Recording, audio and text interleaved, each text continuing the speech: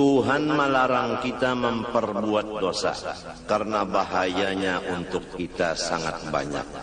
Di antara bahayanya tidak diberikan ilmu manfaat. Walaupun ampun diri merasa alim, tapi namun Tuhan memadahkan tidak manfaat. Di antaranya lagi hati gelisah, tidak pernah tenang, padahal keadaan hidupnya lebih dari kecukupan. Tapi kenapa jadi belum tenang? Apabila hati tidak tenang, ibadah tidak tenang. Baca Quran tidak tenang, seakan-akan ada musuh di belakang, jadi mengejar membaca Qur'annya dengan secepat-cepatnya. Sholat seakan-akan ada yang mengejar musuh di belakang, sholatnya cepat. Tidak ada tenang.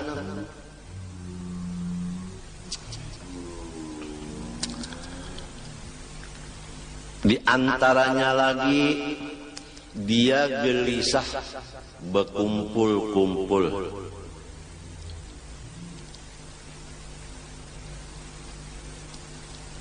Memang orang salah, malu berkumpul orang lain. Itu akibat dosa.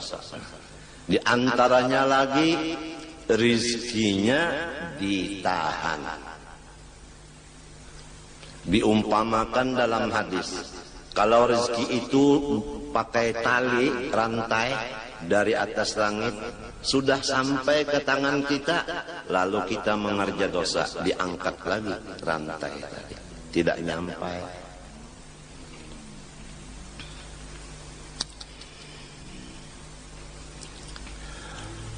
Di antaranya lagi akibat dosa menimbulkan bencana-bencana alam. Kadang-kadang yang berbuat dosa si A, tapi si B, si C dan lain-lainnya kena bencana akibat perbuatan dosa orang lain. Oleh sebab itu Allah berpesan, wattaqu fitnatan la tusibanna alladhina zalamu minkum khassah. Jauhilah akan maksiat, yang maksiat itu hasilnya tidak tertentu kepada yang berbuat sahaja, tetapi kepada alam semesta.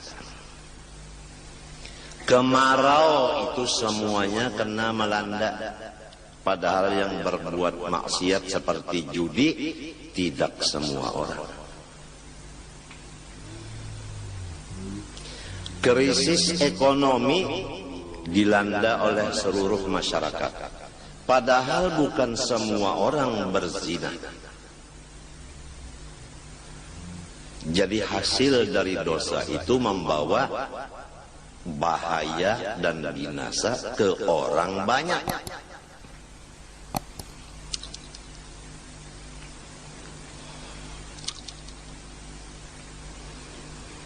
Kemudian disambung lagi dengan pemisahan antara dosa besar dan dosa kecil. Karena apabila dosa kecil, kalau masih derajatnya kecil, di bawah wudu bersih, apalagi di bawah sholat. Tapi kalau dosa sudah menjadi besar, tidak bisa dibawa sholat selesai, kecuali melaksanakan taubat dan istighfar menurut cara-caranya. Kalau dosa dengan Allah, pertama menyesali, dua mencita tidak akan mengembali lagi, tiga apabila ketinggalan yang wajib diqodho seperti zakat. Berapa tahun tidak keluar zakat, sekarang bayar yang beberapa tahun itu diqodho. Orang banyak membicarakan mengodho sholat, mengodho puasa, tapi mengodho zakat jarang terdengar.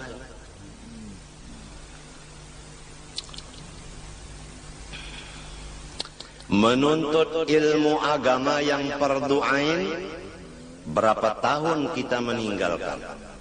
Dari umur 15 kita balik, sekarang umur 40. Baru umur 40 duduk di majelis ilmu, berarti 25 tahun kita mengodok semestinya. Dan semestinya dari umur 15 tahun balik berakal sudah mengaji ilmu agama. Tapi kenapa jadi umur 40 baru menuntut? Dosa kita 25 tahun. Itu dosa sama Allah.